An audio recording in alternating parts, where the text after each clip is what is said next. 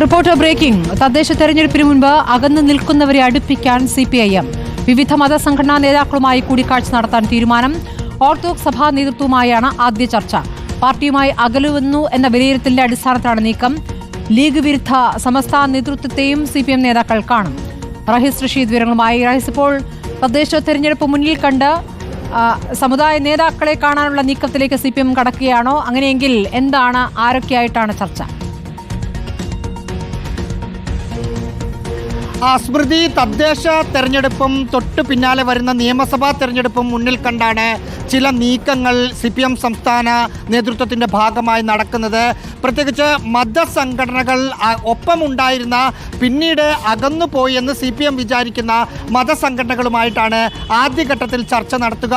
Orthodox സഭയുമായി ആ തരത്തിലുള്ള ചർച്ചകൾ ആദ്യം തുടങ്ങും. ആദ്യ പിണറായി വിജയൻ സർക്കാരിൻ്റെ സമയത്ത് ഓർത്തഡോക്സ് സഭ LDFന് അനുകൂലമായ പൂർണ്ണ നിലപാടാണ് സ്വീകരിച്ചത്. പക്ഷേ ഇപ്പോൾ അങ്ങനെ ഒരു നിലപാട് സ്വീകരിക്കുന്നില്ല.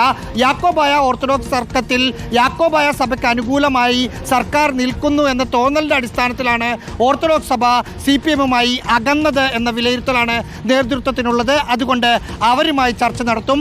മറ്റൊന്ന്, പരമ്പരാഗതമായി LDFനൊപ്പം നിൽക്കുന്ന കാന്തപുരം വിഭാഗവുമായി ചർച്ച നടത്താൻ തീരുമാനിച്ചിട്ടുണ്ട്. MEC7 പോലുള്ള വിഷയത്തിൽ കാന്തപുരത്തിൻ്റെ നിലപാടിന് എതിരായ നിലപാട് CPM സ്വീകരിച്ചത് അവർക്ക് ചില പ്രശ്നങ്ങൾ ഉണ്ടാക്കിയിട്ടുണ്ട് എന്ന വിലയിരുത്തൽ CPMനുണ്ട്. ഒപ്പം അടുത്തിടെയായി ലീഗിൽ നിന്ന് വിട്ടുവന്ന EK സമസ്തയിൽപ്പെട്ട ആളുകളുമായും ചർച്ച നടത്തും. അവരിപ്പോൾ പ്രധാനമായും ഉന്നയിക്കുന്ന ഒരു പ്രശ്നം സമയമാറ്റമാണ് സ്കൂളിലെ. അവരോടും സംസാരിച്ച് ആ വിഷയങ്ങൾ പരിഹരിക്കാനുള്ള നീക്കം നടത്തും. ഇത്തരം ചർച്ചകൾ ഉടൻ തന്നെ തുടങ്ങി തദ്ദേശ സ്വയംഭരണ തെരഞ്ഞെടുപ്പ് അനുകൂലമാക്കാനുള്ള നീക്കമാണ് CPIM നടത്തുന്നത്. സ്മൃതി. ശരി, റഹീസ് റഷീദാണ് വിവരങ്ങൾ നൽകിയത്.